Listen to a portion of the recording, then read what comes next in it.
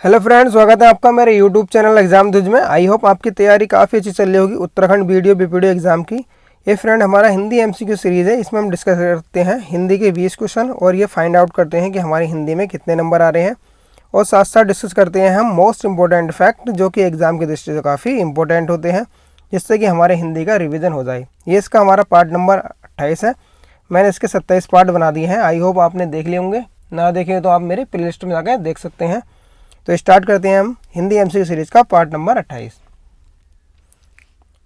हमारा पहला क्वेश्चन है, निम्न में से कौन दीर्घ संधि का उदाहरण है। देखिए फ्रेंड, दीर्घ संधि वहाँ होती है जहाँ पर हमारे क्या बनता बड़ा हो जाता है, जैसे कि ए प्लस ए मिलके क्या बन जाता है आपका बड़ा आ।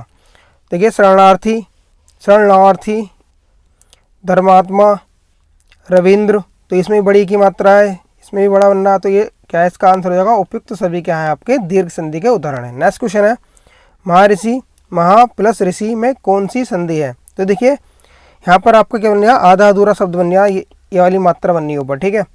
जब आपका ए ओ और अर बीच आता है तो वहाँ पर कौन सी होती है आपकी गुण संधि होती है। तो इसमें कौन सी संधि आपकी गुण संधि है। नेक्स्ट क्वेश्चन है, भाववाचक संज्ञा का उदाहरण है।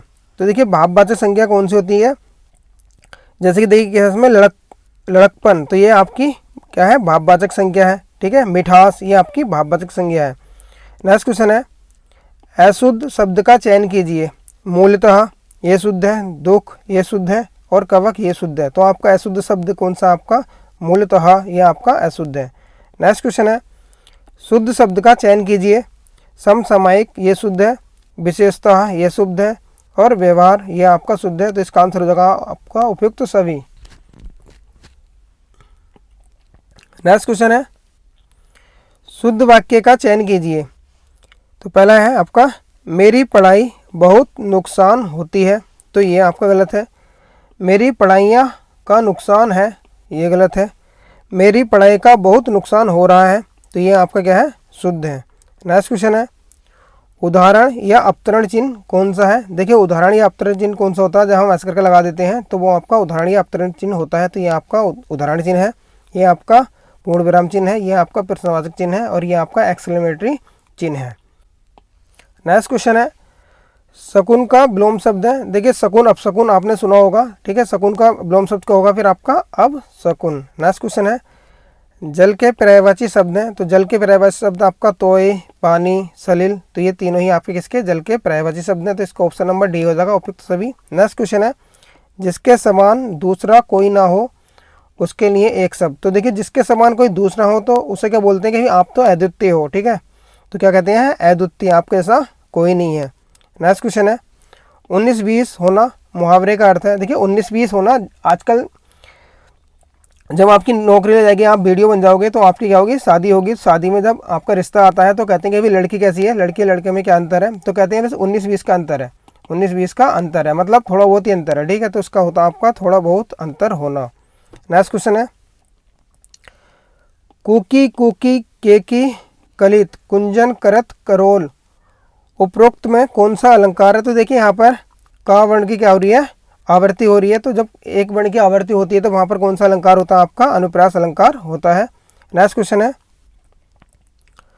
आदान का विलोम शब्द है। देखिए आदान का विलोम शब्द होता है प्रदान। कहते हैं भाई आदान प्रदान कर लो कुछ, ठीक है ना, पैसे का आदान प्रदान कर लो या विचार को आदान प्रदान कर लो। तो आदान का क्या होगा आपका प्रदान। नेक्स्ट क्वेश्चन है, अमृत शब्द के पर्यायवाची शब्द हैं। तो देखिए अमृत पर्यायवाची, अमृत के आपके पर्यायवाची शब्द है आपका पीयूष, ये अमृत का है। सुधा, ये आपका अमृत का, और अव्र आपका अमृत का नहीं है। तो इसका होगा option number C, A and B दोनों। नेक्स्ट क्वेश्चन है, इति प्लस इंद्रिय किसका संधि विच्छेदन है।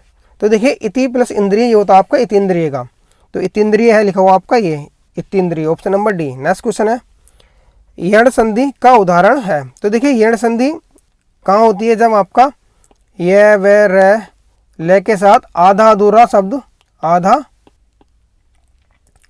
अधूरा शब्द आपका कहाँ जाए, बीच में आ जाए। तो कुछ मारा आपका अति उत्तम में आपका क्या आ रहा, आधा अधूरा शब्द आ रहा। तो यहाँ पर कौन सी आपकी यण संधि है, ठीक है। यण मतलब ये याद रखना आपको। नेक्स्ट क्वेश्चन है, जिससे घात प्रतिघात सूचित हो। देखिए यहाँ पर कह रहे हैं कि जिससे घात प्रतिघात, मतलब घात प्रतिघात मतलब विलोम, ठीक है। जैसे मुक्के मुक्के में जो लड़ाई हुई, मुक्का मुक्की में कौन सा समास है? तो देखिए मुक्का मुक्की, मुक्का और मुक्की, ठीक है, तो इसमें कौन सा समास होगा आपका? इसमें होगा आपका द्वंद्व समास। नेक्स्ट क्वेश्चन है, शुद्ध वाक्य का चयन कीजिए। तो शुद्ध वाक्य देखिए, किसी काम जल्दी में करो, ये गलत है। काम किसी का जल्दीबाजी करो, ये गलत है। जल्दीबाजी करो काम काम करो, ये गलत है।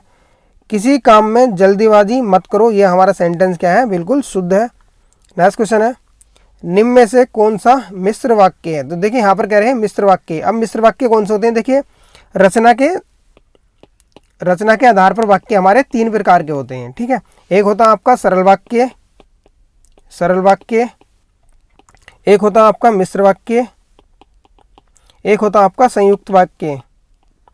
तो सरल वाक्य सिंपल होता है बिल्कुल, जैसे कि राम घर जाता है, ये सरल वाक्य हो गया, ठीक है। मिश्र वाक्य वो होता है जब बीच में आपका ये 2 वाक्य हैं आपके, ठीक है। पहला वाक्य दूसरे वाक्य पे क्या हो? आपका डिपेंडेंट हो, मतलब पहली बात दूसरे पे निर्भर करती हो, ठीक है। दूसरा सेंटेंस जब कंप्लीट होगा जब पहले में कुछ उसमें कहा गया हो। और संयुक्त वाक्य क्या होता है? इसमें क्या होते हैं आपके? ये 2 वाक्य आपके क्या होंगे? पूर्ण तरह कंप्लीट होंगे। तो इसमें कह रहा है कि संयुक्त वाक्य कौन सा है, वो मिश्र वाक्य इसमें कौन सा है? तो देखिए राम घर जाता है, ये सरल वाक्य हो गया। छात्रों को पढ़ाना ही कर्तव्य है, ये भी सरल वाक्य हो गया। गुरुजी ने कहा था कि, क्या कहा था? परिश्रम से पढ़ना प्रत्येक छात्र का कर्तव्य है। तो देखिए गुरुजी ने कहा था कि परिश्रम से पढ़ना प्रत्येक छात्र का कर्तव्य है। ये देखिए ये इसमें क्या है आपका? डिपेंडेंट है, इसमें वाक्य आपका डिपेंडेंट है, ठीक है। गुरुजी ने कहा था कि, क्या कहा भाई? ठीक है, तो पहला वाक्य दूसरा वाक्य आपका क्या है? डिपेंडेंट है, तो इसमें आपका हो जाएगा मिश्र वाक्य। तो ऑप्शन नंबर हो जाएगा आपका सी। नेक्स्ट क्वेश्चन है,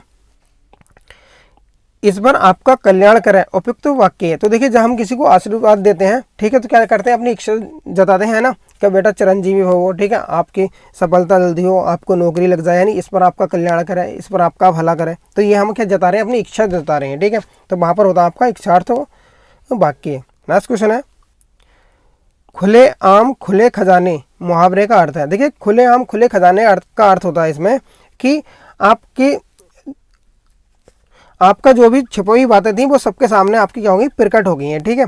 तो खुले आम खुले खजाने, तो इसका होता है सबके सामने प्रकट रूप में, ठीक है। आपकी कोई बात थी वो सबके सामने आ गई, तो भाई खुले आम खुले खाने कहते नहीं, बहुत से डायलॉग मारते हैं कि भाई मेरी लाइफ क्या है? एक खुली किताब है, ठीक है, मेरी लाइफ के बारे में हर किसी को पता है। नेक्स्ट क्वेश्चन है, निम्न में से कौन सा रस है? तो देखिए ब्रज के बिहारी लोग दुखारे हैं, ठीक है, तो ब्रज के बिहारी लोग दुखारे हैं। तो इसमें देखिए क्या है आपका? दुखारे मतलब इसमें क्या दर्द टाइप का आ रहा है, ठीक है, तो इसमें क्या आपकी करुणा जग रही है, तो इसमें होता है आपका करुण रस।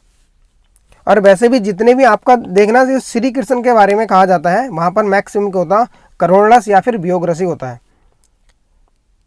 नेक्स्ट क्वेश्चन है, चढ़ चेतक पर तलवार उठा करता था भूतल पानी को, राणा प्रताप सिर काट काट करता था सफल जवानी को, उक्त पंक्तियों में कौन सा रस है? तो देखिए यहाँ पर क्या है ना, यहाँ पे एक जोश टाइप का भर रहा है, ठीक है, तो यहाँ पर कौन सा रस है आपका? यहाँ पर आपका वीर रस है, ठीक है, ये युद्ध से संबंधित है, तो युद्ध में क्या है? वीरता तो दिखानी होती है हमें, तो यहाँ पर कौन सा आपका? वीर रस। नेक्स्ट क्वेश्चन है, आम डस आम गुठलियों के दस। तो यहाँ पे देखिए आपने कहावत सुनी होगी कि बेटा आम के आम और गुठलियों के दाम, ठीक है, तो यहाँ पर जो इस सेंटेंस को पूरा करेगा तो उसमें आएगा आपका के और के, ठीक है, ऑप्शन नंबर डी। तो ये हमने डिस्कस करे हिंदी के 24 क्वेश्चन। आपको कमेंट करके बताना है कि आपके कितने नंबर आ रहे हैं। इसमें आपके अगर आपके 22 नंबर आ रहे हैं तो मैं समझूंगा कि आपकी तैयारी काफ़ी अच्छे लेवल की है, ठीक है। और फ्रेंड अगर आपको वीडियो अच्छा लगता है तो प्लीज़ वीडियो को लाइक करें और चैनल को सब्सक्राइब करें, और लाइक का टारगेट रखा है मैंने 500। प्लीज़ फ्रेंड लाइक वीडियो को जरूर करें। Okay, thank you, thanks for watching.